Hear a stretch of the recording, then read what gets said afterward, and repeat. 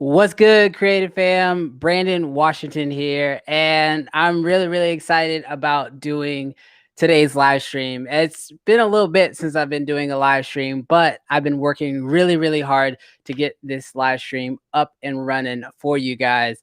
I got a lot of little things that I want to touch on in today's live stream. Also, I have a good friend of mine, Sticks with Sticks Visions, here today. We're going to be talking about cameras. I want to talk to you guys about, answering questions that you have just around productions, cameras, anything and everything that you may want to know. I know a lot of times with YouTube videos, we can only get so much information in, primarily because, well, the algorithm wants longer videos, but it also wants watch time. So it becomes this huge juggling match trying to kind of explain everything. So I'm kind of all cards on the table today. Whatever questions you guys have for me today, let me know. Obviously, you guys know I'm a big component of the red. Yes, Carlos, I see you in the chat right now. Yes, I am wearing the red hat. It has no biases towards any specific brand. But I'm not gonna lie, I do like this hat a lot. But today I'm gonna be able to answer any questions you guys have about the Komodo, about the FX3, about the Blackmagic systems. Y'all know I shoot with a lot of different cameras. I own a lot of different cameras as well. And so I'm really excited to kind of talk to you guys today. Also, I'm going to try something very new in this live stream. I've never done this before, but if some of you guys are actually interested in hopping in on this live stream, let me know. Let me know in the comments if you actually want to be in the live stream. So obviously for that, you're going to have a good internet connection. All right. You're going to need to have decent lighting, have some type of way to, whether you're outside, you don't have to do anything fancy, but you got to be able to actually show up on frame. You can totally do this on a phone. And I will totally set it up so that way you guys can actually join in on the conversation. So if you guys are interested in being in the live stream, let me know and I'll go through the chat and make sure that I can get you guys on here as well. But I'm really excited about this live stream. Hopefully this is the first of many. I do have one last little piece of kind of just housekeeping to make sure that you guys are completely aware of, and I'm pulling it up right now. I said I'm going to do it, and I am going to do it. In today's live stream, we are not only doing one giveaway, but we're actually doing two giveaways. So I have down below how you actually enter to win these giveaways. One of them, you actually have to be here live in order to actually win it. So for those of you guys who are going to stick around for the live stream, you guys have that opportunity of actually getting in on this live stream. I want to hook you guys up with something amazing. But then for anybody else who catches this live stream within the next 72 hours, pretty much I'm just giving everybody through the weekend, right? So Monday, I'll announce who the winner of the second giveaway is. That person will have the opportunity of winning something as well. Because I understand I kind of sprung this on a lot of you guys last minute. I didn't really do a whole lot of announcing around it. And that was because I actually had planned on dropping a video today, but I decided to hold it to next week because I wanted it to be a little bit better. So I decided to kind of fill in that algorithm gap that YouTube forces us to kind of play in with this live stream. So I'm really excited to actually talk with you guys. I know some of you guys, I've seen you guys chatting. I've seen you guys in comments and through Instagram DMs and all these different places, but I'm excited to talk to a lot of you guys live. So I do want to make this about you guys. So let's go ahead and hop into the chat. I'm going to kind of scroll up a little bit and just kind of start doing some shout outs to some people that I see up in here. Jonathan Peak is here. I see Craig Fink is here. Brandon Talbot is up in here. V&K Productions, my H-Town homie. I see you're up in here. Carlos is up in here. Carlos actually got in here earlier and was already chatting it up, so I appreciate it. Brian, I see you in here leaving some chats. I see everybody's asking, how are you doing? Yeah, so as some of you guys maybe already realized that obviously in the actual giveaway, one of the ways to win is you actually have to bring value to the chat. Obviously, that's only for people that are here in the live stream, because after the live stream's over, the chat's done. So the big reason why I actually have that is because for me, filmmaking is not just about, improving my own work, but it's about being collaborative and everybody getting better. And so anybody who can bring additional value in the chat, I just want to help and kind of do a giveaway for that person as well, just for helping other people out. Because obviously, I don't think I'll be able to get to every single chat that comes through. I'm going to obviously try to do my best to answer every single question, but I don't think I'll be able to get to every single thing. And so anybody who can hop in and add some additional value to the chat, that's going to be fantastic. Also, I am using Restream to do this tonight. So you guys are going to see a lot of awesome things going on. You'll see, obviously I'll be able to bring up certain things in the chat. For example, I can make that go away. I can go over to the chat and I can pull up questions that you guys have. For example, here's Nightlife saying, chatting from the UK. So we're clearly jumping across the ocean here, which is pretty awesome. This is why I love YouTube, because it allows for opportunities like this here. And I'm just really, really excited. We got some people from Cali. Some of y'all may not know this, but I actually have family in Cali. Cali is kind of like a second home to me. Got family in Los Angeles. Love California. It's a little shut down for me right now, so I'm not heading that direction anytime soon. But really, really excited about getting a chance to talk with you guys tonight. So as I said, if you guys have questions, go ahead and start dropping them down in the chat. I'm going to go ahead and start answering them. But as I do, I have my homie Sticks. As I said, he's currently just sitting there on hold right now. So I'm going to go ahead and bring him into the chat. And just so you guys have an idea, he's just going to hop in on the chat on his phone. The same way I'm bringing him into the chat is the same way if you want to be added into the chat today, you could be added in. So if you want to ask me a question live on this live stream in front of everybody, which I don't know exactly how many people are on right now, but if you want to ask a question live and have a quick little conversation with me, you can absolutely do that. And I can set that up for you today as well. So I'm going to go ahead and bring Sticks in so we can kind of chat it up a little bit. And also that'll give me some time to read some of you guys' questions and we can start answering them up. So what's good, Sticks? Good to have you on. What's good? What's good? This is very different. I'm used to talking to you in person. Yeah, it's kind of like a Zoom call. It's a little different, just so everybody is aware. Sticks didn't know I was gonna ask him to hop on this live stream at all. I literally talked to him about 20 minutes before this whole thing started. And I was like, hey man, can you hop on here and help me out? We're both also in the middle of this like really cool 90-day challenge. So I figured this would just be great from a YouTube's perspective overall. If you guys don't know who Sticks is, definitely make sure you check out some of his work. I'll have his Instagram pulled up right here. So go follow him over on Instagram. He's like one of my longest friends, especially in this video world. His work is amazing. Works with big clients, small clients, music videos, commercial work. I mean, he pretty much does it all and can answer questions from the full spectrum, just kind of like the same stuff I do. Honestly, typically, if he's not on my set, I'm on his set, and we're kind of always helping each other out. So appreciate you for coming on, brother. Most deaf, man. Trying to get used to it. It's a little different on the phone, and I'm kind of out in the middle of a public area. So if y'all hear people in the background, that's what's going on. But I'm trying to get used to looking at the chat because it's a little bit lower. First time gambling. Oh, well, hey, man, no problem. Don't worry about it. Like I said, for everyone here, like if you want to hop on, you absolutely can. Let's figure out what is the best way for you guys to do that, because this chat is blowing up a whole lot faster than I thought it would. Yeah, and I'm trying to, That's yeah, I'm good, trying to man. figure A out. lot of good questions. That's good. That's a lot. Yeah, we got a lot of really good questions on here. Trying to figure out what is the best way if you want to hop onto the chat. You know what? Okay, this might be dangerous. I'm not gonna lie, this might be dangerous. I don't know exactly if this is the best way to do this, but we gonna see.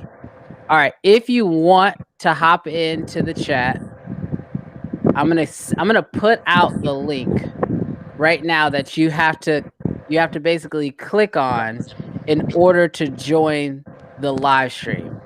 Now, I can only have, I think, up to 5 people on at a time. So it's going to be basically the first 3 people that click on the link who want to hop on. They're going to be the first ones to be able to hop on. But you'll have to obviously, man, I guess you have to copy and paste it. Or maybe I should just put it in the chat. I'll just put the link in the chat. And then that way it'll make it easier for you guys to copy and paste it.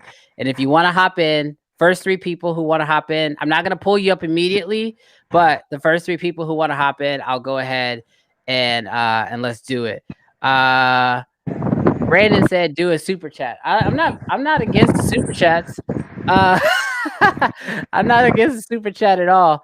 But I don't want to make it where you absolutely have to pay in order to be able to hop into this, because I want to make sure that anybody who wants to get some value can absolutely hop in and get a question answered live on the stream. So Like dangerous I game. yeah, this is a dangerous game. I don't know. So Nathan said dangerous game. Yeah. Sheesh. Yeah. All right. Here we go. All right. I'm gonna put it in the chat. This is the link. I might regret this, but Nick, boom, there it is. we we take risks. We take risk out here. Take risks out here. So the link is on YouTube right now. If you click on that link, it'll bring you up and it'll allow you to hop onto the call, and then I'll be able to bring you in live if you want to try this out. So Carlos said, "Bro, this is dangerous. It's dangerous. You're darn right, it's dangerous. But I'm out here to help you guys out." Oh, it looks like we got somebody already sitting in the backstage right now. Looks like Nicholas is sitting in here. Now, Nicholas, I can see you. I know you're not live on the YouTube yet. I can see you waving there. So give me a thumbs up if you're ready to ask your question live. And if you are, I'm going to go ahead and bring you on stage. You cool for that? All right. All right. We're going to see. This is the first run of it. Nicholas, we're throwing you into the fire. Let's get it. All Hi, right. What's up, Nicholas? You are live on YouTube, brother. How are you doing? fine, and you? I'm from Chile, South From America. Nice. Very cool. Nice. I'm starting in filmmaking. Okay. So you say you're from Chile? You know where's that? I could probably point to it on a map. I know it's in South America. America. Yeah. Yeah, it's in South America, so I know that much. I could probably point to it on a map, but I've never been there. Tell us, man, what's your question, and tell us a little bit about your background. Well, my question is, how you was that? Where did you study? Did you study, or you just started with your filmmaking career? So I actually did not study formally for my filmmaking journey. I was definitely one of those people who, wanted to go to film school, but I didn't have the opportunity financially and, just with life and things like that. So I would kind of say I learned from YouTube Academy, just like probably most of you guys out there. I watched a lot of YouTube videos, a lot of trial and error, made quite a few mistakes along the journey, but I think honestly, like that helped me out a lot because it allowed me to really kind of learn in the moment and get a lot of real world experience. And then just really honestly, like things like this, like doing YouTube helped me really grow a lot. And I know Sticks, I know you went to school, but I know you're probably in the same boat as me, right? Yeah, pretty much same boat. I literally took one class for filmmaking, and I kind of recommend people who do go to school. Like it's more about meeting the people. The knowledge you can get off YouTube, and you can kind of learn as your journey goes on because you're gonna meet different people and learn different ways. But the meeting the people was the key to me. But yeah, I also no film degree, YouTube Academy too. And I mean, me and like meeting people, when I say that, like me and Brandon, we bounce ideas off each other every day. And I mean, that's the most valuable part because we're both learning in the field and experiences are the best way to learn. Awesome. Well, hey, Nicholas, thank you so much for hopping up. I appreciate you. Thank you for being the guinea pig to see if this thing works. It works. So I know right now we have George and Emerson are sitting in the queue. So I'm gonna take Nicholas out and then that'll pull up the next two. And if anybody else wants to hop on, try to click on the link and see if it lets you through. Like I said, we're just figuring this out. But thank you so much, Nicholas. I appreciate you, brother. Thank you, Brandon. I congratulations for your videos. Thank you, Thanks. brother. Thanks. All right. So now I'm going to go ahead and pull up George. George, give me a thumbs up. Let me know that you're ready. All right. George is ready. He's sitting here. We're going to bring him up and we'll answer his question. How's it going, brother? Yeah, hear me clearly. Yep, we can hear you. Excellent. So I've just bought myself a new camera, dived in, seen lots of interesting stuff on YouTube and social media. Lots of ways to make money with a camera and creative at the same time, and I find that kind of an interesting way to go. So I've bought myself a couple of lenses and an FX3. Nice. But the audio solutions are quite difficult. So one thing I figured out is that the MTG5 seems to be a reasonable microphone to put onto the carrying handle. But for things to catch like background audio, like 360 sound, and maybe like wireless solutions for maybe like interview situations where you want to be able to capture people's voices, but you don't like the MTG5 doesn't really give you the options to capture anything. You know, if there's a sound happening in one area, you can't pick up something else clearly somewhere else. And I'm trying to figure out what sort of setup I can get to try and get the background noise of a room as well as what I'm actually aiming at, if that makes sense. Yeah, so I mean, typically you have to pick the right microphone for the job. And I mean, the NTG, I mean, any type of shotgun mic is gonna probably give you a little bit more of the room that you're looking for. Obviously, they're very directional microphones.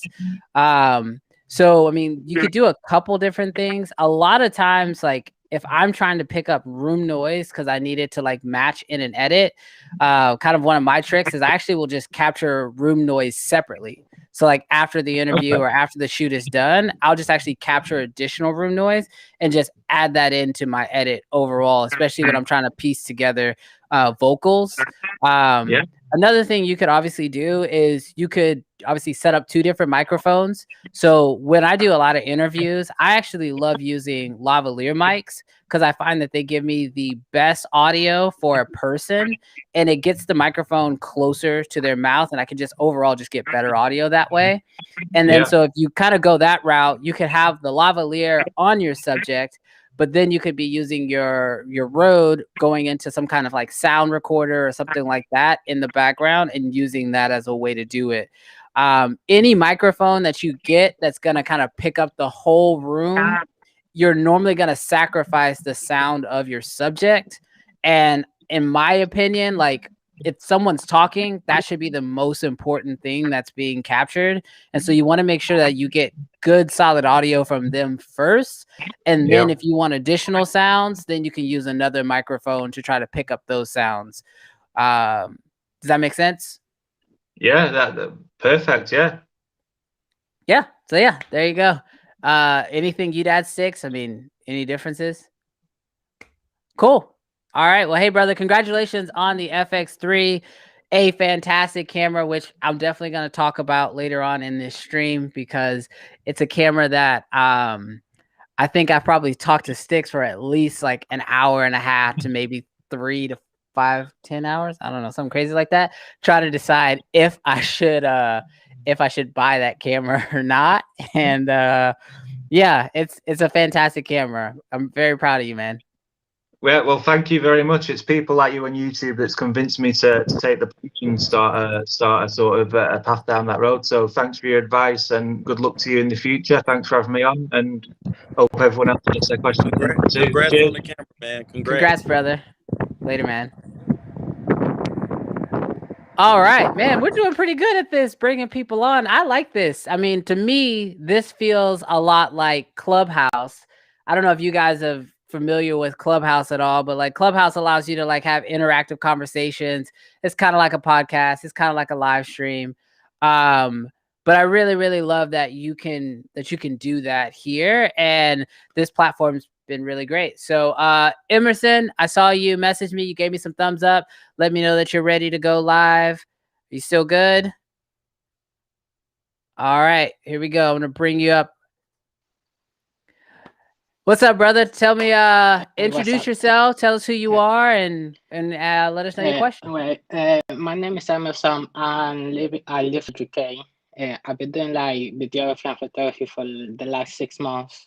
Only done like 1 gig. I was just wondering, like, how do I approach clients? How do you close clients? Is that the question? How do I approach them? Oh, how do you approach them? Okay, perfect. Sticks, do you want to try this one first? Yeah, I'll go for it. Every client's going to be a little different, I would say.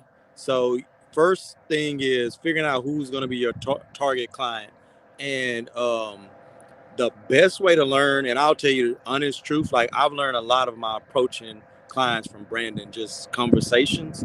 Um, your best approach is figuring out what your client is looking for, what's the budget, and then working from there to make sure that you can provide your client with what they want.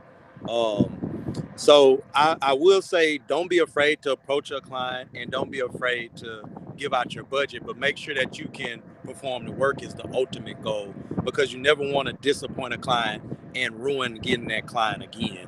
It's always best to leave every client happy, and as you progress, you move to bigger and better clients. Yeah, Yeah, I agree with that. I agree with like that when statement it a comes to lot. pricing, Go ahead. sometimes I don't approach clients because I think my because right now like I'm charging like between £80 and 150. So sometimes I feel that's too high for my level, for my current levels. So I'll tell you, when it comes to finances, there is no perfect number. I mean, I can tell you that there was a time, and I don't know exactly how the transition of finances works between dollars and pounds. I'm sorry. But what I will say is that, no matter if you're charging £100, or if you want to charge £1,000, or here in the US, if you're charging $100, you charge $1,000 or $100,000 for a project.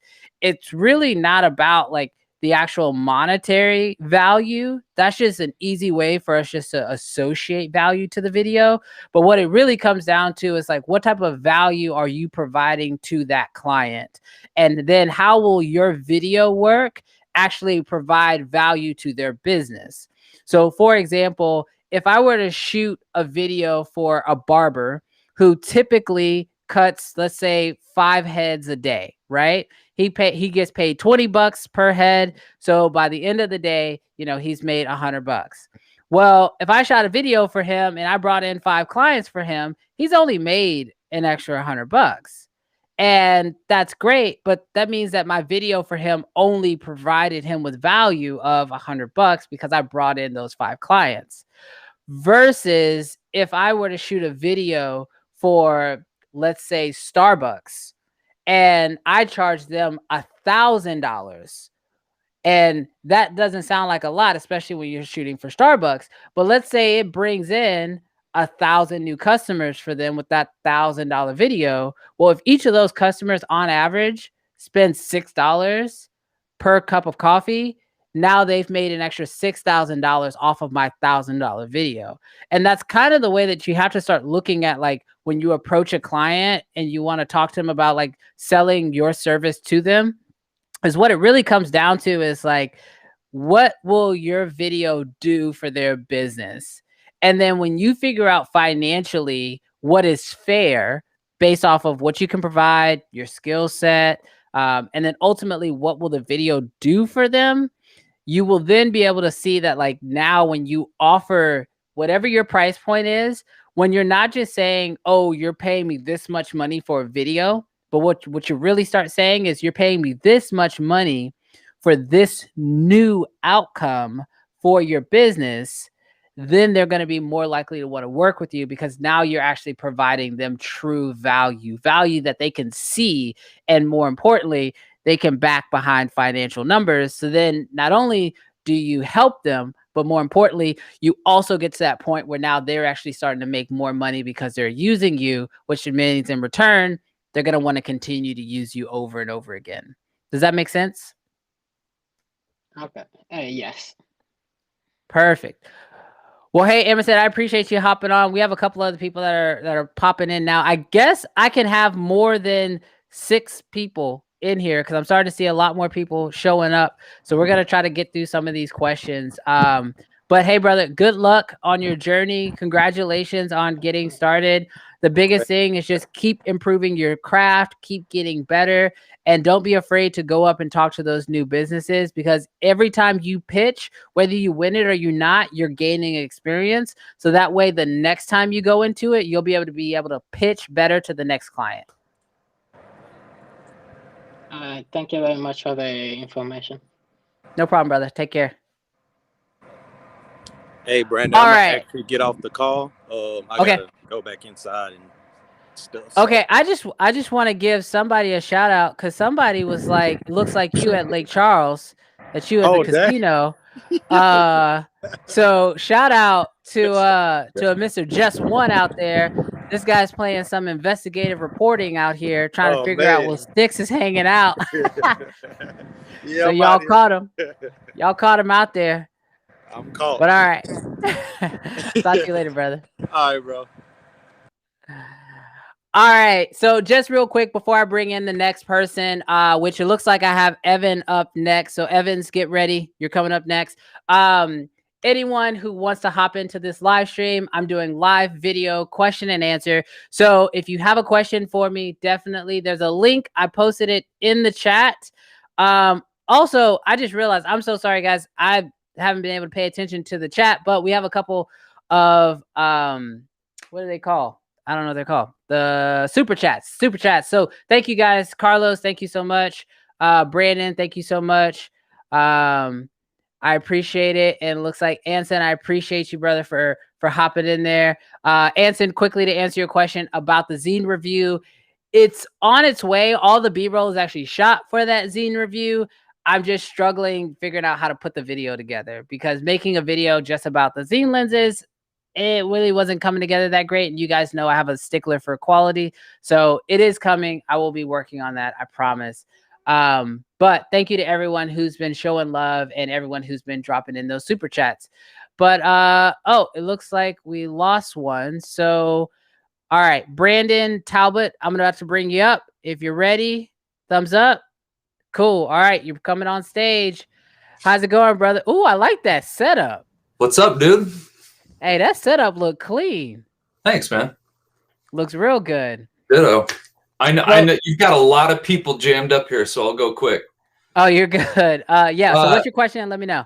Yeah, I'm super interested in how you're doing this live stream, because I'm going to be doing my first one next week, and I would love to know how you're doing, like all the cool lower thirds, all of this. You mentioned Realstream, I think. Is this the service that you're using to do it? Yeah. So it's called Restream. Restream. It's called Restream.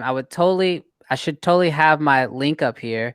But I don't. But either way, I don't really care about commission. Just if you go to restream.io and sign up, and actually I did a couple videos on them recently, and I have a link in there. But if you go to restream.io, and this is how I'm running the whole thing. So it's actually allowing me to pull up chats.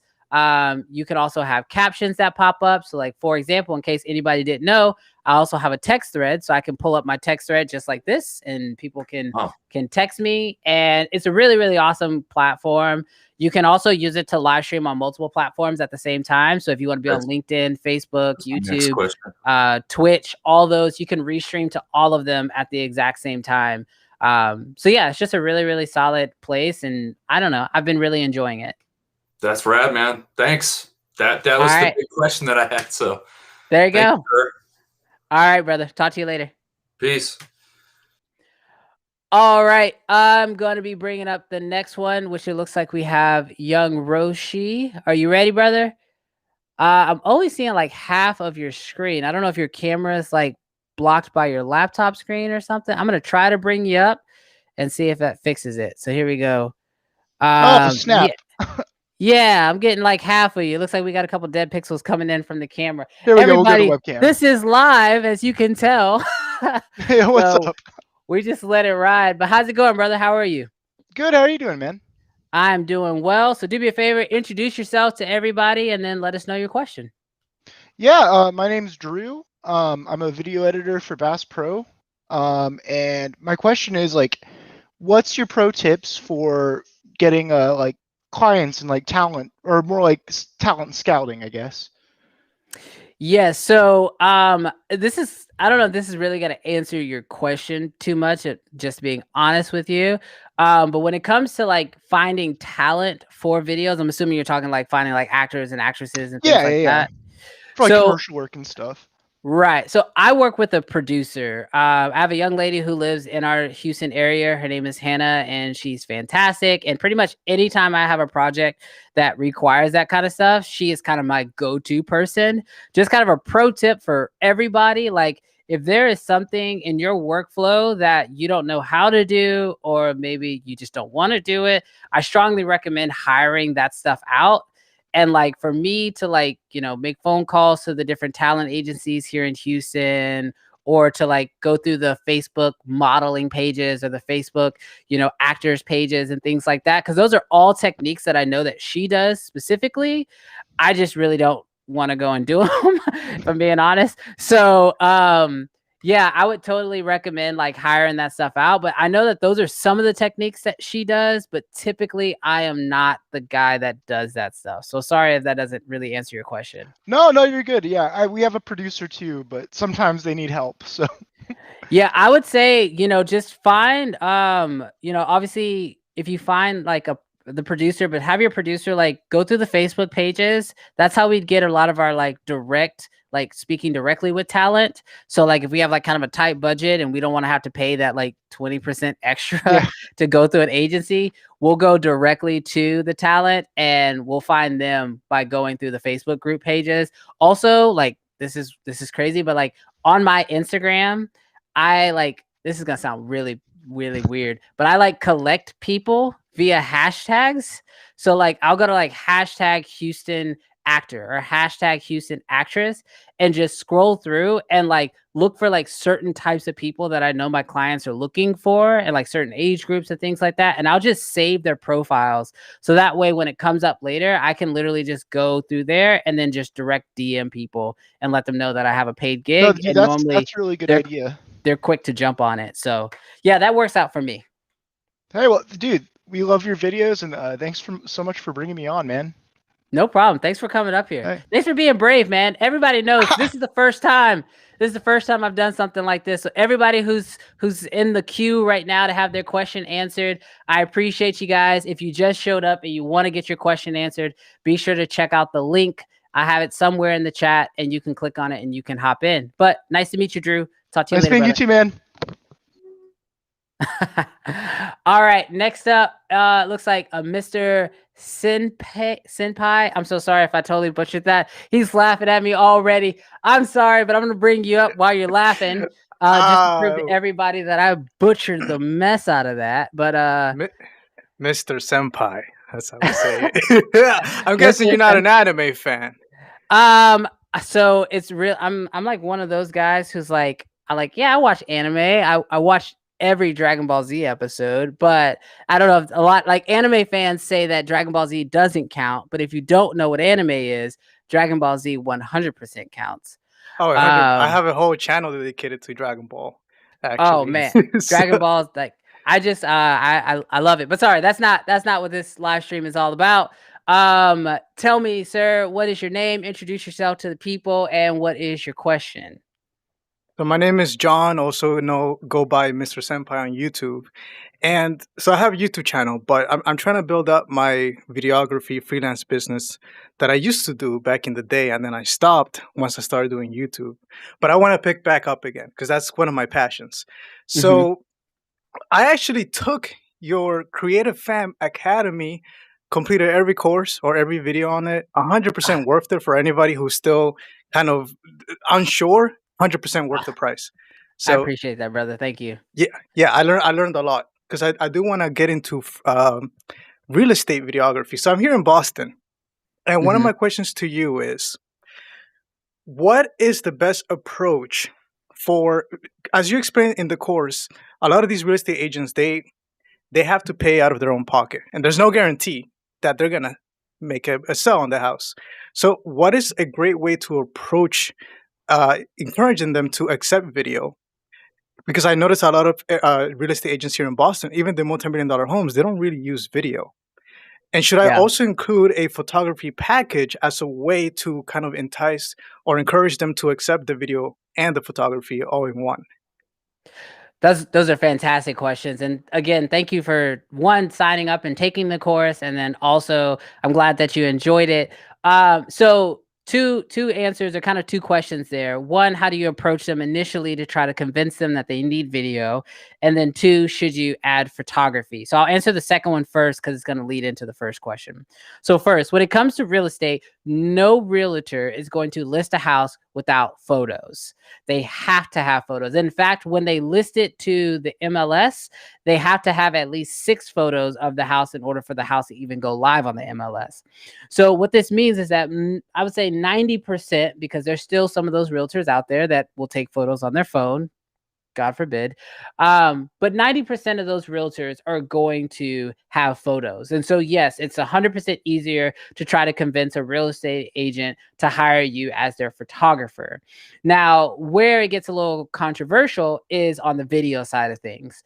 Clearly, us as videographers know the impact that video can have, but it's honestly, I personally feel like it's not really my place to try to convince them that they need video, because the time that I spend going back and forth with an agent trying to convince them why they should get video, I could actually be spending that time finding an agent and working out a relationship with an agent who already understands the value of video.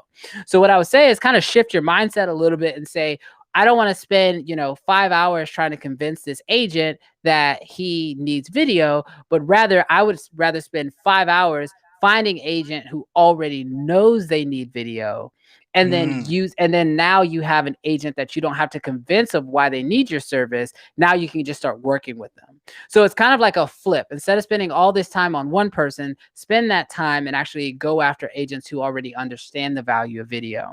Another pro tip for you there is I like to look for agents who are already spending money.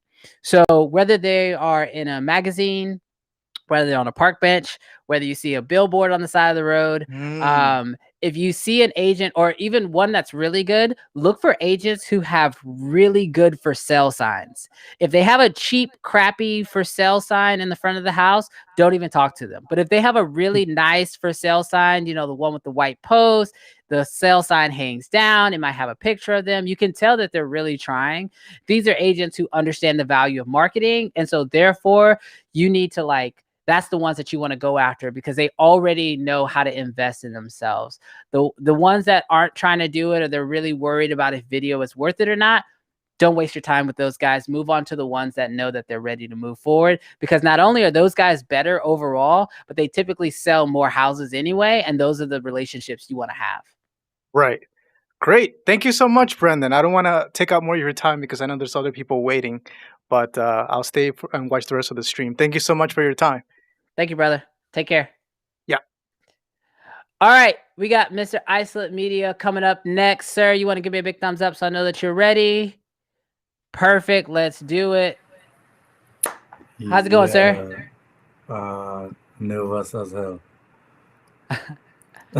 So do me a favor, introduce yourself to everybody, and what's your question? I am Mikey, also known as Isolate. My question is basically based on tech. I have a Blackmagic Pocket 6K, and I'm having problems trying to find the right dynamic range setting for the Pocket. Yeah. Okay. Yeah. So pretty much on any Blackmagic camera, the 4K, the 6K, or the 6K Pro. This is a very technical question. Your base ISO is going to be 400. And then on the higher end, your secondary base ISO, I want to say, is 3200. And pretty much if you can set your camera at those two, either one of those two ISO ranges, you're going to get the most dynamic range that the camera has to offer. Okay. At that point, there's obviously other things that you're going to have to do to cut in light, whether that's using ND filters, adjusting, your aperture. But ideally, if you can set your ISO to one of those two marks on that camera, you're going to get the most dynamic range that the camera has to offer. Okay.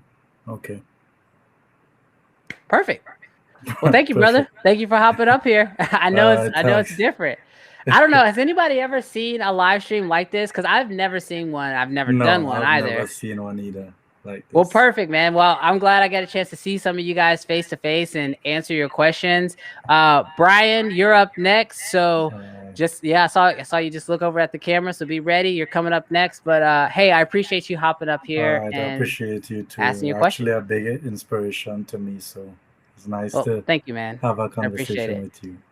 All right, All enjoy. right, brother. Take it easy. All right, Brian, you ready? All right, here we go. I do. How's it going, man? Damn good. Awesome. I just want to bring up a subject matter. There's an underground, I think, movement of film makers. I think we spoke before about affordability of cameras, but apparently that's difficult.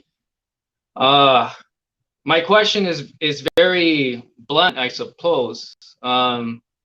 For individuals who are underground, so-called, making quality footage, ideas, right?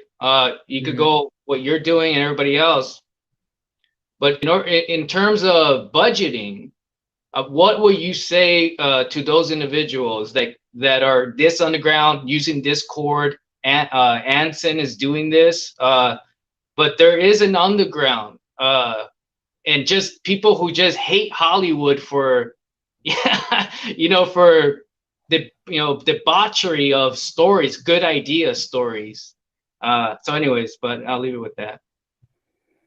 I'm sorry, I don't think I followed the question. It's just gonna be honest with you. So, what can you mind repeating your question for me? Sure. Budgeted gears. That's the only aspect of that. Yeah. So it's kind of like more so. What are my thoughts on budget gear? Where will go to? Oh, my go-to. I mean, as far as like budget's a very relative term. I'll just say that first and foremost. But my go-to budget camera to anyone who's asking is probably the Blackmagic Pocket Cinema Camera 4K.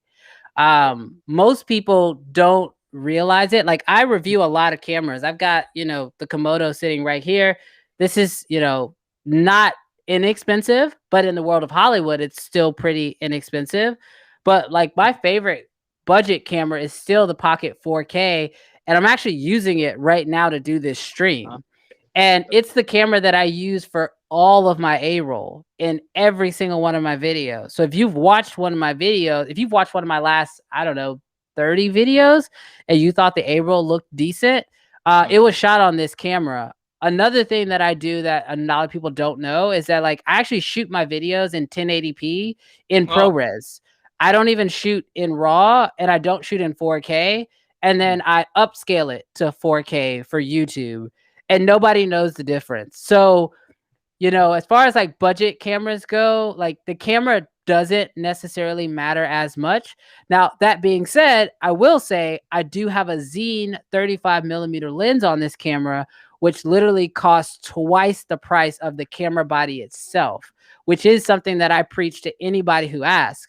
So I always recommend that, like, if you only had $3,000 to spend $2,000 on the lens, spend $1,000 on the camera body, and you're going to get the better image than if you spent, $2,000 on the camera and only $1,000 on the lens. So that's just my personal approach to gear and the way I buy cameras and lenses. Granted, video is my job in more than one way. I do video production for clients and I do YouTube.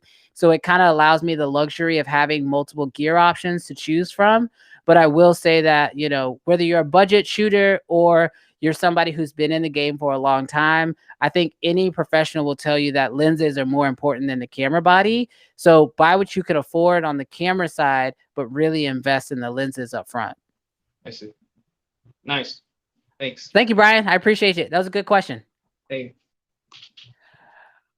All right. So for anybody new who's hopping in right now, I see a couple new people hopping into the chat.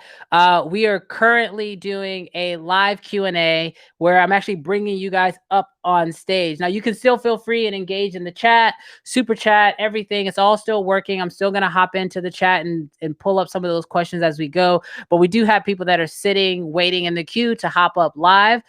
There's a link in the chat if you want to come up on stage and be live with me here. So I would love to be able to do that if you guys want to.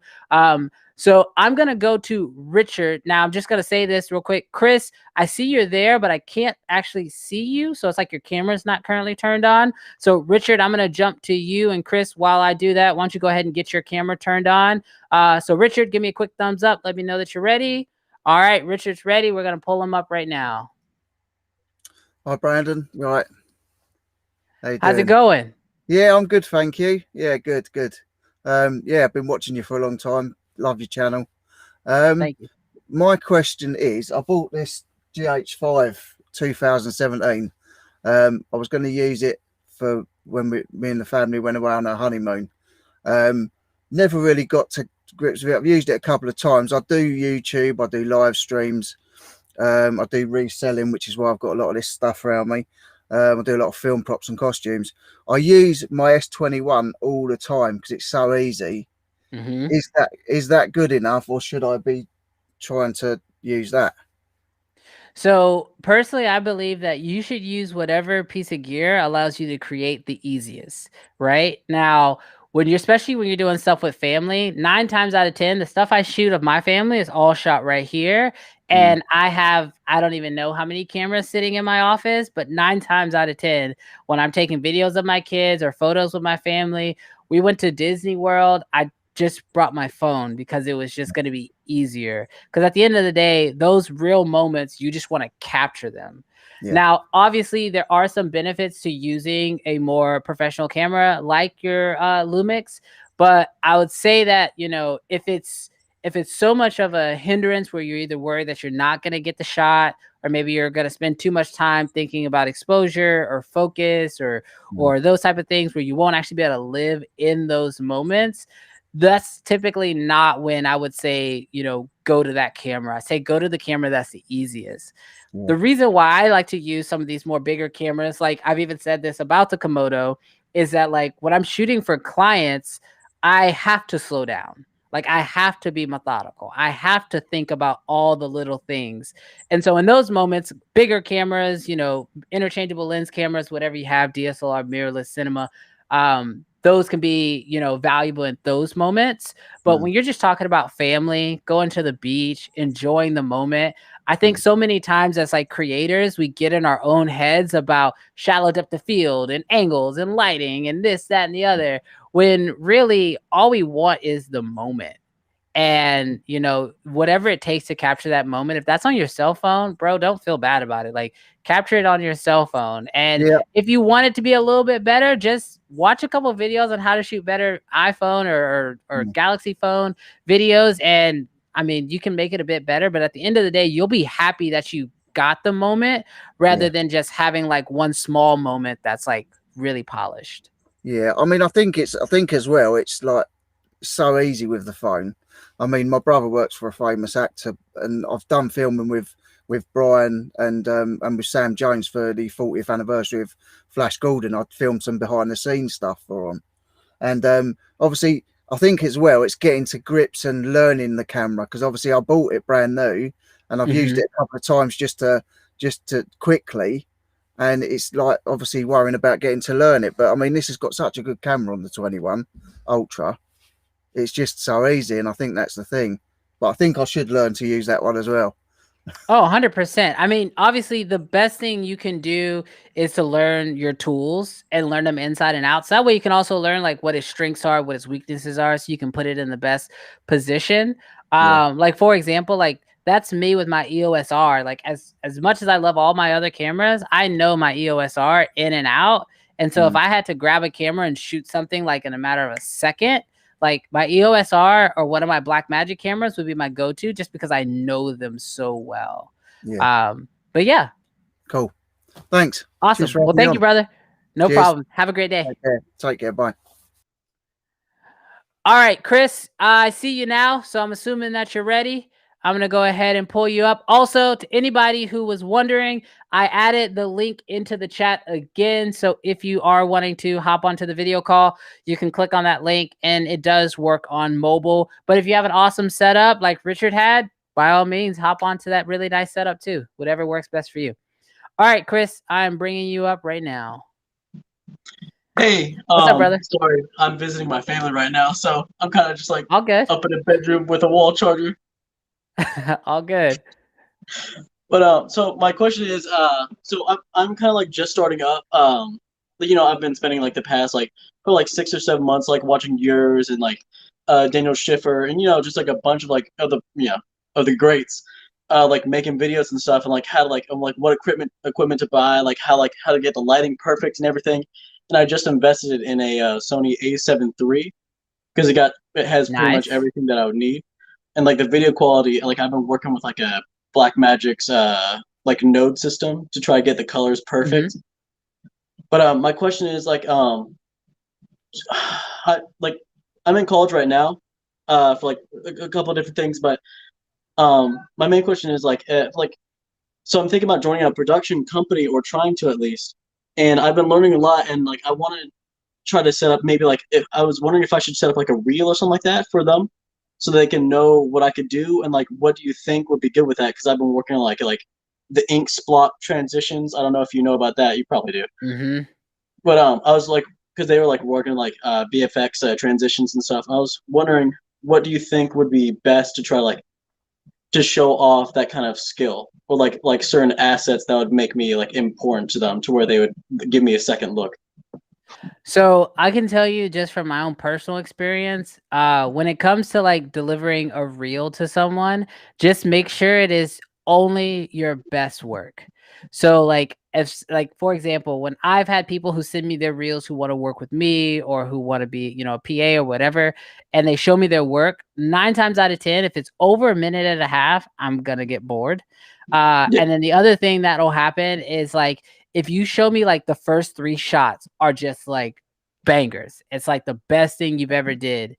And then that 4th shot is kind of like meh. And then that 5th shot looks a little bit worse.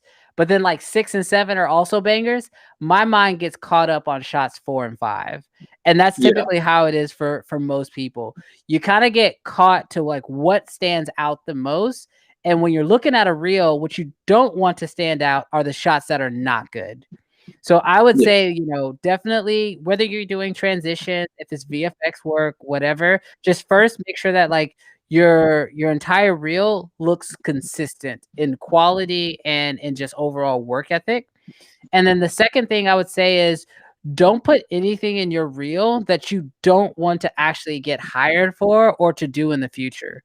So like, for example, if you want to do, VFX work, if that's what you want to get hired for in the future, put that in your reel. But if you have no desire to do VFX in the future, you just think it's going to spice up your reel and make it look a little bit more exciting, it's actually going to hurt you in the long run, because what you want to get hired for, you won't get hired for, because everyone's just going to see VFX and think like, oh, he's a VFX guy.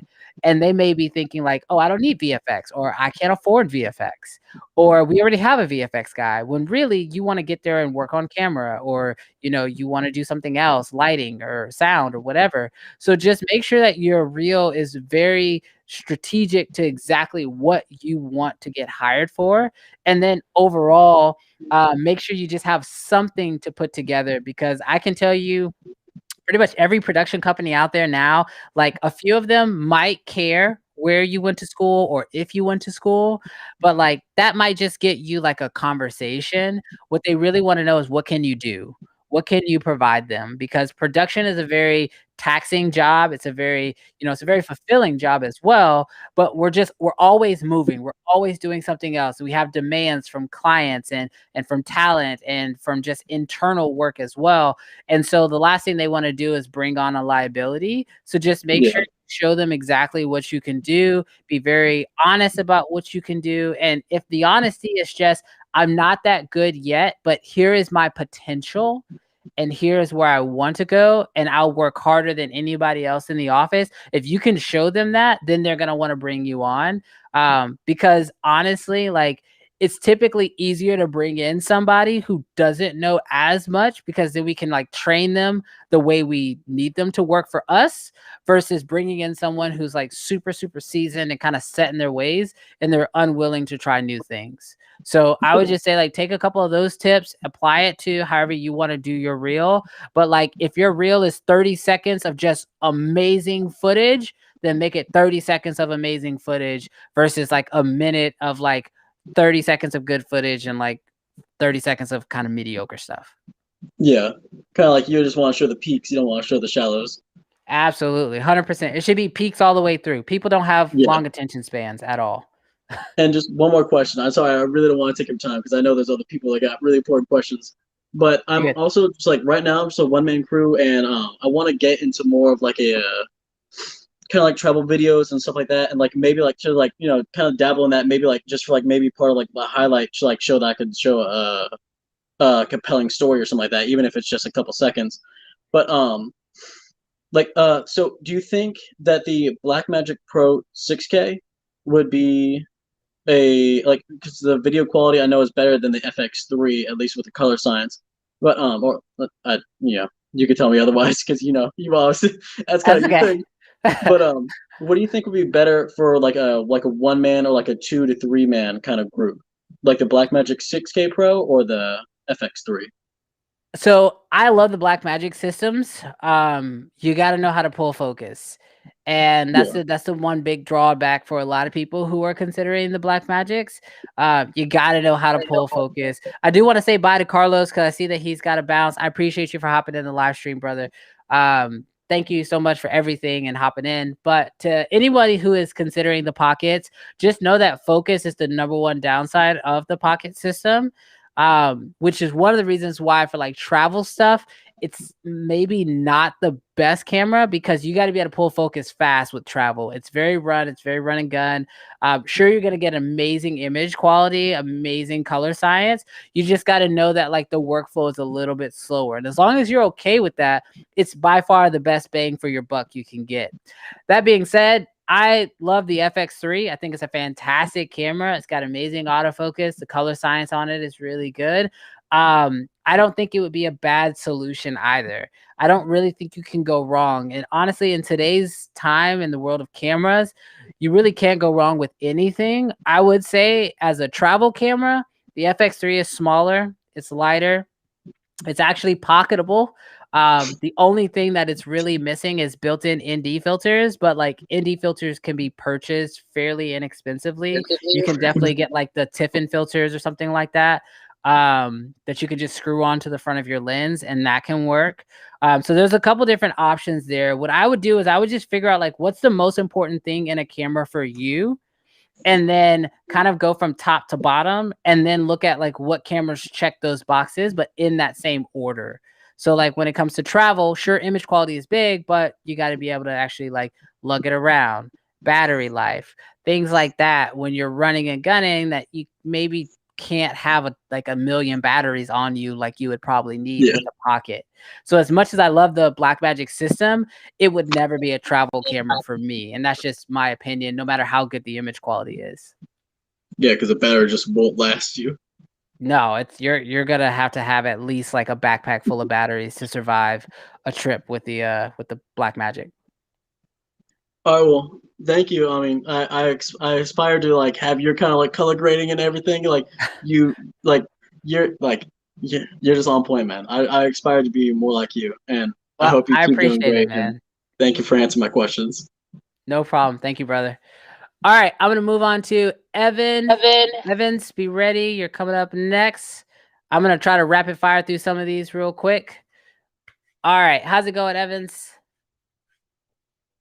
Oh, okay. There you are. I'm everything. Yeah, it looks like your signal's a little weak, but that's okay. We'll let it ride. Yeah, do me a favor, introduce yourself and let me know your question. Okay, my name is Evans. I'm in Florida right now, and I'm a filmmaker too. I do a lot of commercial for ads, and I come in from another world. I'm coming from Alexa world, Red a lot, and I wondering to have a new camera for personal use, but that personal use is coming with a lot of hunger or have all the fancy features that my bigger camera has. So I'm not in New York. I cannot playing around in B&H or drama. So I need to know, you have the FX3 in your hands. What is the really difference between the 6K Pro or the Red Komodo when you test that image? Is really cinematic? You can achieve that look or not, or you have to work a lot to get that quality, the cinematic out of the look. FX3, out of the Yeah, FX3. or the 7S3. So I will say that it's a dynamic range question. Really, that's really what it comes down to for me. So the one big drawback I have with the FX3 is I think it has fantastic dynamic range if you can get it exposed properly. But as far as just having the latitude to be like outside on a bright day and be able to have all of your highlights and all of your shadows and be able to actually adjust those in post, it lacks a little bit there. And that's just like a very honest question. Now, honest answer. Now, if you are editing or if you're shooting in a controlled environment, so where you're lighting your scenes, it's very, whether that's a studio setup or you're working on a film set where you're indoors on a sound stage, something like that, the FX3 is fantastic. You're going to be able to get it exposed properly. You're going to get an amazing image out of it. But where the FX3 is going to struggle a little bit is in the outside, run and gun, dealing with direct sunlight, shooting at noon, and you don't have a way to diffuse the sun. That's where that camera struggles a bit. I find that my Komodo does fantastic. If the red has indicator lights, I'm sure if you know, like you have the tally lights at the top. Yeah. If it tells me that I still have information in my highlights, I can bring that into DaVinci and I'll get that information back. If I have to create a power window, I have to create a power window. But if I have the information, if the red tells me I have it, I have it. With the FX3, you don't really have that same type of initial setup. So what you have to go off of are zebras, and you have to go off of your histogram, which isn't as trustworthy. So I've had situations with the FX3 where I blew out the sky and I thought I still had it. And so I did run into some of those issues. Also with the FX3, that only happens, or you get the most dynamic range when you're shooting in S-Log3. You're going to get the most dynamic range with that one. If you try to shoot in anything else, Cinetone, HLG, any of their other profiles, you pretty much take a massive hit to your dynamic range. And so can you say the same with the 6K Pro? Can you say that you're gonna blow everything off if you are not in a controlled environment? Oh, with the 6K Pro, with the Blackmagic 6K Pro, it's fantastic. The dynamic range is absolutely amazing. It holds highlights better than honestly almost any other camera under $6,000. Honestly, I would say that the Blackmagic Pro holds highlights better than the Red Komodo does. The Red Komodo is just sharper and it holds shadows a lot better. So typically highlights is not really where my area of issues are, because I can expose for the highlights. What I need to do is then be able to bring back my shadows, and that's where the Red Komodo just kind of crushes it against everything else. But the 6K Pro is a fantastic camera. Built-in NDs. You set that ISO to 400 because that's the native ISO, and then you use your NDs to get your proper exposure. That camera is going to be able to handle it. Wonderful. Thank you. Yeah, I just want to let here in the channel that there is a lot of people talking about what great cameras are, those cameras, and until you work in the professional world, you're not gonna understand really what is really the best image that you can get. So it's difficult because you have to try the camera. It's the only way. Yeah. So I haven't 100%. had the opportunity, but I hope so. And I was wondering if I want to be the Blackmagic or the actually the 7S3. So yeah, I would say, you know, obviously, if you can rent the camera, and this is advice for everyone, if there's a camera that you're interested in, I highly recommend that you rent it first, because I mean, I'm a YouTuber, so I totally understand it, but like we're all just trying to make great content and also put out great information. But like at the end of the day, the way we use our cameras and the way that you're probably going to use the camera is probably going to vary a little bit. And some of the things that are important to us may not be as important to you guys. So if you can rent the camera, take it out on a test job, maybe take it out on a real job if you know, get pretty comfortable with it first. So that way you can see what it's really like in a real work environment. Brandon, thank you so much. Wonderful channel, wonderful attitude. That's really fresh for us. So thank you so much, and bye-bye, okay? I'm here. I keep it in here. Thank you, brother. Bye. All right, gonna bring up our next one, which is Young Roshi. Pulling you up, brother. Hey, I'm back. What's up? Good to see you again. Good to see you too. Hey, I had 2 quick questions. Yeah. So the first one is, like, is there any gear, specifically lights, that you find yourself like renting over and over again, or? So I buy my lights. Lights and lenses are my 2 #1 investments. I buy as many lights and as many lenses as I possibly can get my hands on, because they hold value over anything else. So like, for example, for me, I have a lot of aperture lights. So I have a Nova 300. I have a 300D. I actually just ordered the 600D from Aperture. And then I also have the light panel 1x1 Gemini. I personally think that when it comes to lights, you can almost never go wrong. Obviously, don't buy cheap. That is one thing I will say. They say buy nice or buy it twice. So I do recommend investing in good lights. But lighting and lenses are the 2 areas that if you put your money into it, it's like a really, really good stock. Like it's just going to continue to hold its value. You can even sell it, you know, 3 years down the road and it'll still hold its value, because LED lights, they just work. Awesome. And then second question is, like, have you noticed any trends as far as like clientele, like it being very like advantageous to like do the whole live stream thing, as far as like doing it for them? Or I know with COVID it was kind of a big thing, but 100%. I mean, I try to make YouTube videos about it, but like YouTube, like the way the algorithm works, like I've tried to make business videos as often as I absolutely can, but they don't get as much traction as if I talk about, you know, the new hotness camera that just came out.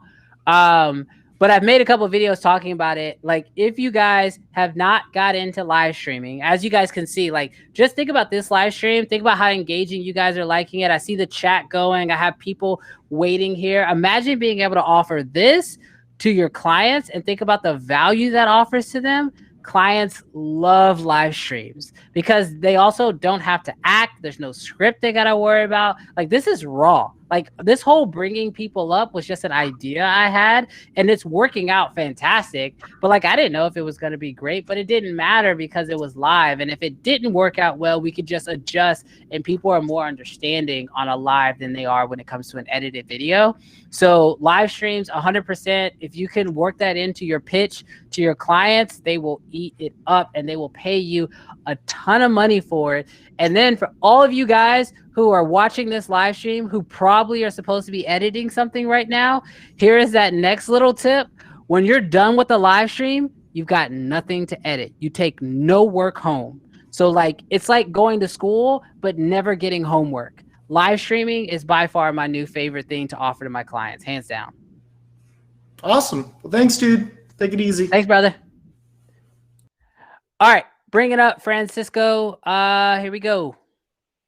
Hi. So first of all, I wanted to thank you for the amazing content you bring. I have to whisper because I'm in Europe, so it's very late.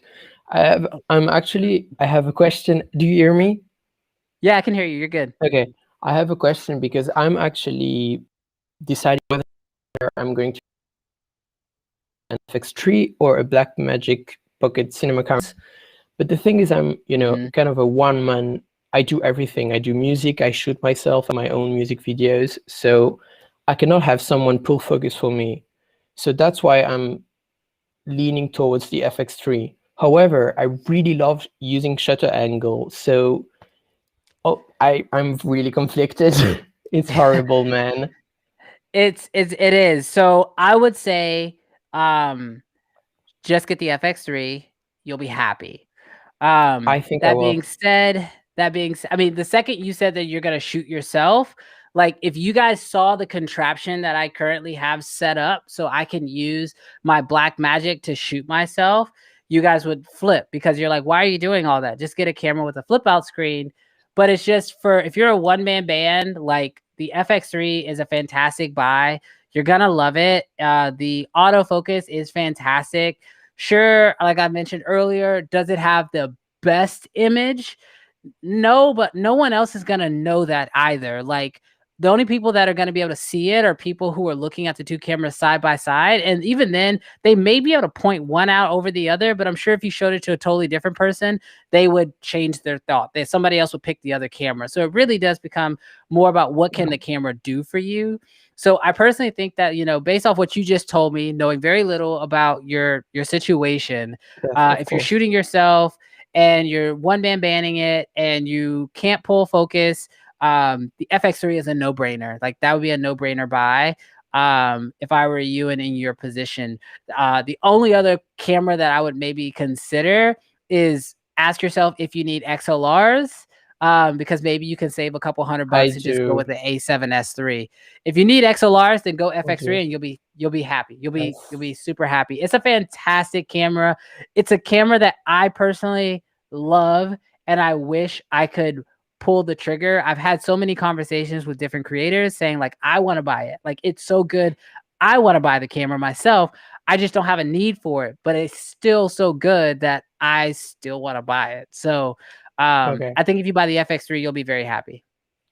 Thank you very much. And thank you for the positivity you bring around on YouTube. It's very much appreciated. Thank you. No problem, brother. Thank you for coming on. All right, Josh, I see that you are here. I'll let you get to your seat. And then if you give me a thumbs up and let me know that you're ready, I'll pull you up. All right, Josh is ready. Here we go. How's it going, brother? Introduce yourself and let us know your question. Pretty good. Can you hear me okay? Yep, I can hear you. You're good. Perfect. My name is Josh Medlin. I run a small video production company where I specialize mainly in video course production work. My question is another FX3 question. If you're getting these already. That's okay. So I currently shoot on the Canon EOS R, Canon EOS RP is my A and B cam, and I've been using them for a couple years now, but I'm just kind of like outgrowing them. The image quality is not really up to par with my skill level. So I've been looking at and really wanting the red Komodo. But I feel like the more practical option is probably the FX3, especially because I'm doing video course work and I just don't know, because I've never worked with a red, if the file sizes would be even remotely feasible to do. They can be. They can be. Because like a traditional course I would film was like 30 videos long and they're like 10 minutes each. So, and sorry, I don't want to cut you off, so I'll let you ask your question and then I can touch on that point too. Yeah, I mean, that was pretty much the question. It was just, my brain is telling me I should probably do like 2 FX3s. But since I love Canon so much, I have Canon glass, like the fact that the Komodo, I've always dreamed of having a red and it has the RF mount and stuff, like that's what my heart wants, but I'm just trying to balance and be smart. Okay, so I'll talk to both points and then let you make your decision. Because this is literally the thing that I struggle with the most. So like I know what I want and then I have to think rationally, right? So first we'll do the fun one. We'll talk about what you want with the red Komodo and I'll try to convince you why that makes sense. So first of all, with a red, everybody thinks that red's footage is super heavy. It's not. I edit this footage with an M1 MacBook Pro that has 16 gigs of RAM and it handles the red footage like butter. It's fantastic.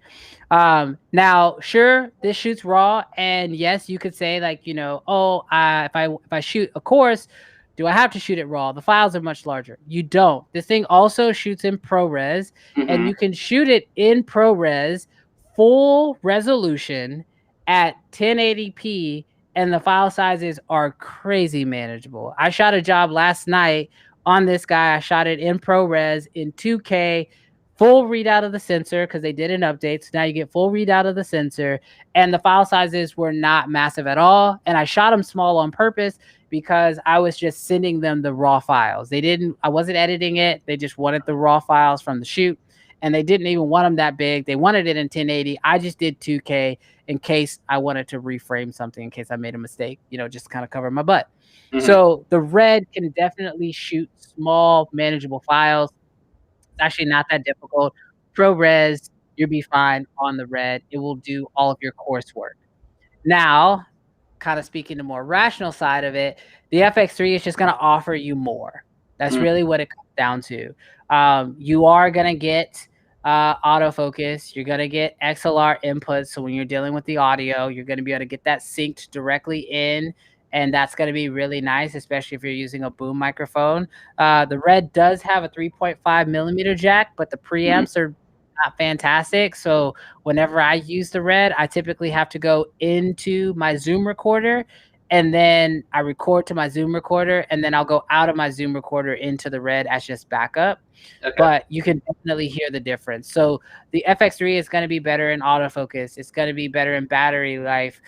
Depending on like what type of battery system you choose to go with the Red, which the systems can get very pricey with the Red. Also, you're going to get better audio with the FX3. So rationally, the FX3 would make more sense. But just to kind of help you out and kind of play to like what you want a little bit, all of your existing lenses will already work with the Red. So the whole process switching systems is gone. Also, if you decide you want to keep one of those cameras as your photography camera, you'll be able to easily switch your lens system from your photo camera to your cinema camera and vice versa. And then the last step I'll give you is that the Red and the Canon colors cut together beautifully. Like I shoot with my Red, and if I need a B cam for my Red and I don't want to rent something, or the budget doesn't really allow me to rent something, I'll actually use an EOS R, not an R5 or an R6. I'll use an EOS R in 4K, shooting in C-Log. And if I can't go out to if I go out to my Ninja recorder just so I can get 10-bit, I'll go out to my Ninja recorder and I'll get 10-bit 4K beautiful footage, and that looks really good up against the Red Komodo. So that's kind of the way that I personally run it, and it works out really well. That helps a lot. That was gonna be my other question. That was kind of stumped on. Is like, if I did go for the Komodo as an A cam, I was like, I don't even know what I would do as a B cam. But if you're saying that the EOS R does cut with it, and that's what I have, then I mean, that just the only thing I would say is try to get a Ninja 5 so you can get 10-bit color out. That's really the only additional benefit with the EOS R, because it doesn't have 10-bit internal. If you go out, you can get C-Log out to a Ninja. And I mean, the Ninjas, I've had a Ninja for I don't know how many years, and they just keep doing updates on updates on updates on them to keep making them better and better. So I think a Ninja is an awesome investment. Sweet. Awesome. Well, thank you so much for your time, man. That helped me out a lot, actually. No problem, brother. Thanks. All right. You too, brother. All right. Now I have Filmtopia. Ricky, you're coming up. I hope you're ready. All right. Ooh, that sounds good. I like that microphone. Oh, nice. Likewise. This is a nice little setup right here. I know. Thank you, man. Thank you for having me. First and foremost. No problem. Sorry, I'm geeking out. You got so much stuff going on. I'm looking. You got Komodo there. You got WandaVision. You got baby. You got Baby Yoda in the chair. Like you just little dripping some sauce all over this live stream. Vibes, baby, vibes. That's what we do over here at Filmtopia. So basically my channel is Filmtopia. We do filmmaking and film loving. So, film lovers and filmmakers, we unite here and we just talk about whether it's filmmaking or actual movie commentary. That's what we do. But long story short, I just wanted to come on here and just say, first of all, thank you for all the stuff that you do. It's definitely helped me along the way. But one of the questions I have is, I have a Komodo and I'm using this. It's mainly, honestly, it's an investment. This is for like really big jobs that I have coming up. But for the most part, I use Sony mirrorless cameras for basically everything I do. I started off with the A7 IIIs, and I've just recently got the A7S III. So the question is I'm in the market for selling my A7 IIIs and getting one more A7S III, but I was wondering, would you recommend going with the FX3 or the A7S III? How much XLR audio do you do? Well, I use it quite a bit, but I run it through. If you're talking like here in the studio, I run it through like my Rodecaster Pro or through my I can't remember the name, but through the audio thing. Yeah. So from the actual camera, not much. So then I would say, I mean, so I go back to the point that I made in a previous video, and it's really the only way I can make sense of it, because the FX3 is a very weird camera, just flat out. Anybody wants to know, it's a weird camera. You notice that like outside of like giving it to a couple of YouTubers, I don't even think I've seen Sony really advertise the camera, because I think even they know that it's a weird camera. But I personally think that unless you are running audio into the FX3, or you're already in the Sony Cinema line where you're using an FX9, FX6, the FX3 doesn't make a lot of sense compared to the A7S III, because what you're paying for is literally a top handle with XLR inputs, a metal body, which you could easily just get a cage for your A7S III and still save a little bit of money. And you're kind of paying for tally lights. And at first it was like, oh, well, the FX3 gives you Cinetone, but then they gave Cinetone to the A7S III. So it really made it, confusing. And so I would tell most people, like, unless the FX3, you're like, that's the camera I want, I'm excited about it, I don't need XLRs, or I do need XLRs. The FX3 is fantastic, but it's what I called in one of my previous videos, like when you go to Disney World, how you get a fast pass to get on the ride sooner, but like whether you stand in line or you get the fast pass, it's the exact same experience, right? True. The FX3 is the fast pass version of the A7S III. It's literally the exact same camera. You're just paying a little bit more money to get a slightly better experience. And you got to ask yourself if that slightly more money is really worth that experience for you. Like if you go to Disney World on a light day, then it doesn't make sense to pay for the fast pass because there's nobody in line anyway. So maybe you don't need XLRs, right? If you don't use XLRs, having the XLR handle maybe doesn't make sense to you. So paying for that fast pass isn't worth it. And so like for me, that's what I tell most people to kind of consider are the extra little benefits, the tally light, the XLRs, the metal body, are those things worth it to you? But image wise, settings wise, touchscreen wise, battery wise, picture profiles wise, they're basically the same camera. So yeah, I know it's hard. It's a hard one. It's hard, but I definitely lean towards what you're saying. And plus, the A7S III, if you have like a education discount, it goes down even a bit more. So it really does. Now, on a business side, I don't know if you're renting out your Komodo or something like that. Not yet. But what I would say is that if you are trying to think about it from a business standpoint, having different cameras, having a FX3, having an A7S III, and having a Komodo gives you more renting options, because now you can offer different cameras to different jobs. And so that may be a reason why you go that route. I know one guy here in the city, that's exactly what he did. Like he knew that they were the same. We talked about it the exact same way. And he decided to go with the FX3 because he knew that he'd be able to rent it out and then also still have his A7S III, and kind of vice versa. Whichever one rents out, he can hold on to. So it kind of gave him an extra leverage there. But I don't know if that helped you at all. I know I feel so bad. Okay, good. No, it definitely helped. Especially that little tip at the end, the whole renting, it out and leveraging it. I like that. If you don't mind, I have one last question, which is, who's your favorite Marvel character? Oh gosh. Oh, my favorite Marvel character. Okay, this is gonna be a little controversial, and it might tell a little bit about who I am. Whoops. My favorite Marvel character is probably Thanos.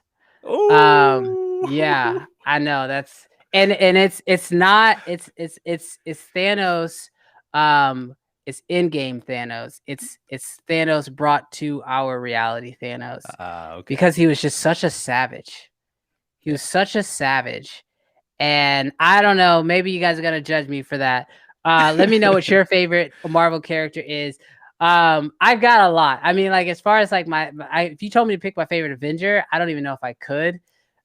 Everything is changing right now. I watch all the shows. I'm a huge nerd. But yeah, man, that's hard. But as far as the whole thing, I'm probably go with Thanos. He's That's a savage, awesome. man. Hey, He's a man, savage. I love it. You went out there. Yeah, I had to definitely go there. feel free, man. I live stream like the whole experience when the episodes drop. So if you want to stop by, we'll be there. Yeah, yeah, for sure. I'm actually gonna take a note. I'll take a note right now because this chat is going crazy. Congratulations to everybody who's trying to hop in this chat for this giveaway because we're gonna do the giveaway here really soon. Nice. But yeah, so Filmtopia. I'm taking a note Filmtopia, right yeah, now. June 9th at midnight, or I guess June 8th going into the 9th at midnight. We'll be live streaming basically just, our reaction, watching it together. And just if you want to hang out, we'll be there. You guys are doing Loki? Yeah, Loki. The Loki Yeah, premiere, baby. I'm so super excited about that one. I think I was more excited about that one than I was Falcon and the Winter Soldier because it's got more questions to answer. So it's gonna be like WandaVision level hype, where each week you're like, "Where's this going? What's happening? What is freaking Mephisto coming out?" Yeah, I'm excited. Yeah, man, for sure. I'll look forward to it. June 9th. Anybody here who's into nerd culture, maybe you guys don't, maybe you guys just care about cameras. But if you do actually like the Marvel Cinematic Universe whatsoever, check out Filmtopia. Free plug. Go check out his channel. Much love, Look at my this man. setup. Y'all gotta look at the setup, man. The drip game Grogu, is say serious. bye. Grogu, say bye. Okay, Grogu said bye. Yeah. I actually gonna be watching me and my son have been watching the Bad Batch. So we gotta finish watching the next episode. Came out today, so we're gonna watch that tonight. Did.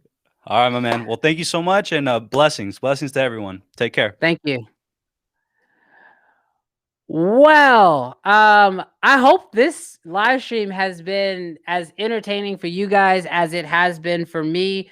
I'm gonna apologize right now that I didn't get a chance to spend as much time in the chat itself, specifically because I didn't realize that this video chat element of it was going to work out so well. If you guys are new here to the channel, please do me a huge favor. I mean, if you guys are still watching the live stream at this point and you're not subscribed to the channel, please consider hitting that subscribe button. I'm actually in the middle of a 90-day challenge where I'm going to be giving away a free camera. Now, that's not the giveaway that we're doing on this live stream right now, but we are giving away a free camera on the channel as long as we hit that 100,000 subscribers in the next 90 days. So if you haven't subscribed to the channel, definitely do so that way you have an opportunity to win something. Here on this channel, I talk a lot about gear, and I know a lot of filmmakers out there talk about gear, but like one thing that sort of bothers me is that a lot of people say that gear doesn't matter.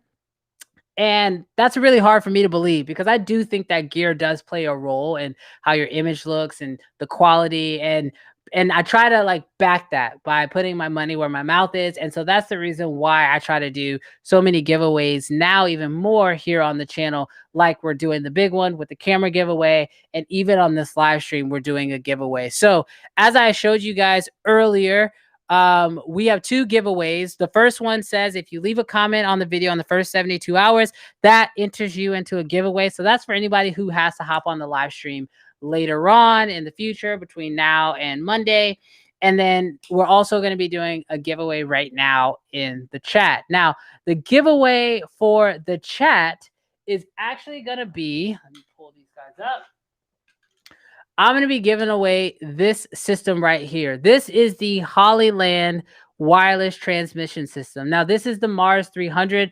They're HDMI transmitters, so that way, no matter what camera you have, as long as it has HDMI, this will work. And I figured this would be fantastic for the channel or for this live stream because most of you guys are using cameras that are using HDMI, whether that's the Blackmagic or the C70, or if you're using the I keep wanting to say Komodo, but the Komodo wouldn't work with these.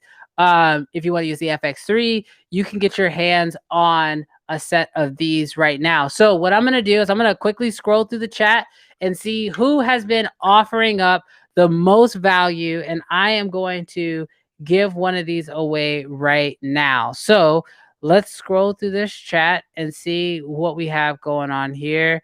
And value is not super chat, so don't feel like if you didn't super chat that you didn't enter. Like, no, we're still gonna value just means that you were having good conversation in here. And I saw a couple names popping up quite a bit, so I'm gonna run through here and see if I can find somebody to give these away to. Let's see. Or do y'all have who? Actually, let's do this. Somebody do me a favor. I want somebody to put in the chat who you think gave the most value. Do that for me right now. I'll give y'all a few seconds to put that in there. But let me know if you think somebody provided amazing value. Put their name down in the chat and let's give these away to somebody. While I let you guys do that, I also want to let you guys know that I really appreciate everyone who hopped into this live stream. I think it was a massive success. I really look forward to just being able to do more of these. If you guys enjoyed the ability to actually hop on live with me, or if you guys think that this really kind of set this live stream apart, definitely let me know, whether that's in the chat or in the comments. If you guys feel like you learned a lot from this, I would really, really appreciate it. Let's see. Looks like Mr. Camera Junkie is saying that Quippy's channel. So let's scroll up. Let's see if we can find Quippy. Let's see if we can find him real quick. Where are you at? Where are you at?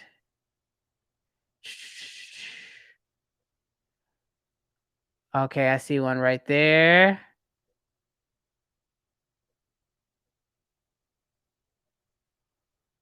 Let's see.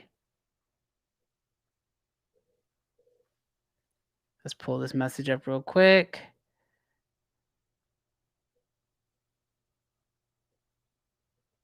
Someone says I can't. Someone wants to nominate themselves.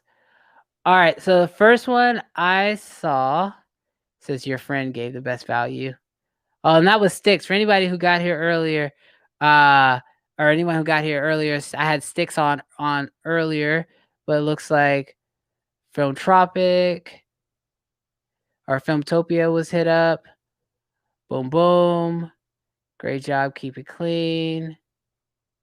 All right, I think I'm going to go with our winner of the live stream.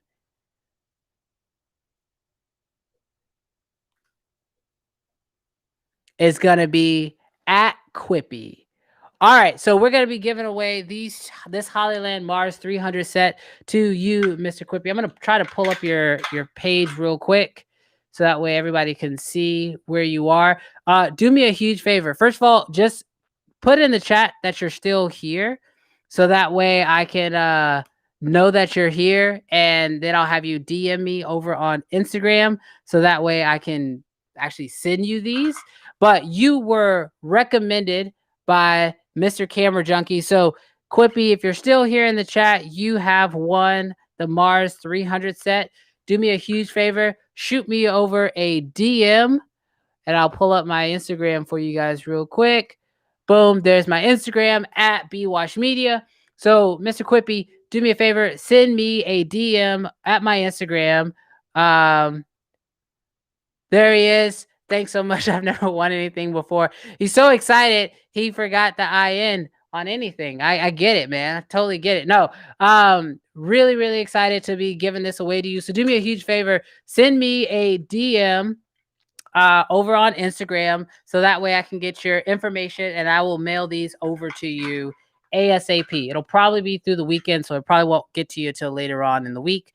But and of course, showing love, sorry, to Mr. Camera Junkie for recommending him. This is what I love about this community, is that it's not just about, you know, all of us as individuals. It's about helping each other out. It's the reason why I call this the Creative Fam. We're a family. I can't tell you how many times, like, I've made a YouTube video and I didn't know something in the video, and I said that I didn't know something in the video, and you guys helped me by answering that question in the comments.